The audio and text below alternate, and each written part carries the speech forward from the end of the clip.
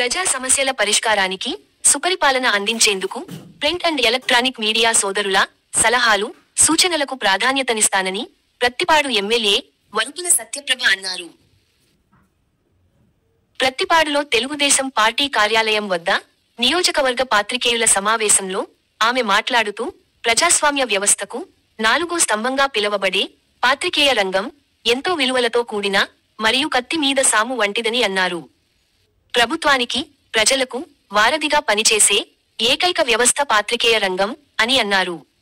ప్రత్తిపాడు నియోజకవర్గ అభివృద్ధికి మాతో పాటు పాత్రికేయ మిత్రులందరూ కూడా తోడ్పాటును అందించాలని కోరారు.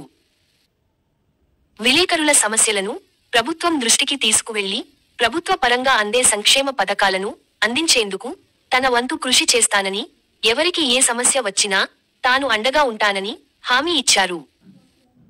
ఈ సమావేశంలో ప్రత్తిపాడు, ఏలీశ్వరం, శంకవరం, రౌతులపూడి మండలాలకు సంబంధించిన ప్రింట్ అండ్ ఎలక్ట్రానిక్ మీడియా సభ్యులతో పాటు తెలుగుదేశం పార్టీ నాయకులు, కార్యకర్తలు, అభిమానులు పాల్గొన్నారు. ఆత్మీయ సమావేశానికి విచ్చేసిన వేదిక మీద ఉన్న పెద్దలందరికీ పేరున నా హృదయపూర్వక నమస్కారాలు. వేదిక ముందు ఏదైతే వరుపుల రాజా కుటుంబ సభ్యులు అయిన ఎలక్ట్రానిక్ ప్రింట్ మీడియా సోదరులందరికీ కూడా ప్రతి ఒక్కరికి పేరున నా హృదయపూర్వక నమస్కారాలు తెలియజేసుకుంటున్నాను. చాలా సంతోషం.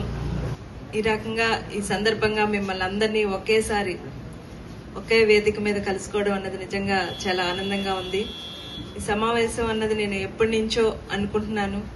కొంచెం నేను శాసనసభ్యురాలిగా అయిన తర్వాత కొంచెం ఆలస్యంగా ఒక 5 నెలల కాలం తర్వాత నా కోరిక నెరవేరింది. ఏదైతే మీ అభిమాన నాయకుడు, నా భర్త అయినటువంటి దివంగత నేత వరుపుల రాజా గారు ఆనాడు ఎంపీపీగా అయినప్పటి నుంచి ఆయన రాజకీయాల్లోకి ప్రత్యక్షంగా రాజకీయాల్లోకి వచ్చి ఆనాడు ఎంపీపీగా అయిన దగ్గర నుంచి ఆయన చివరి క్షణం వరకు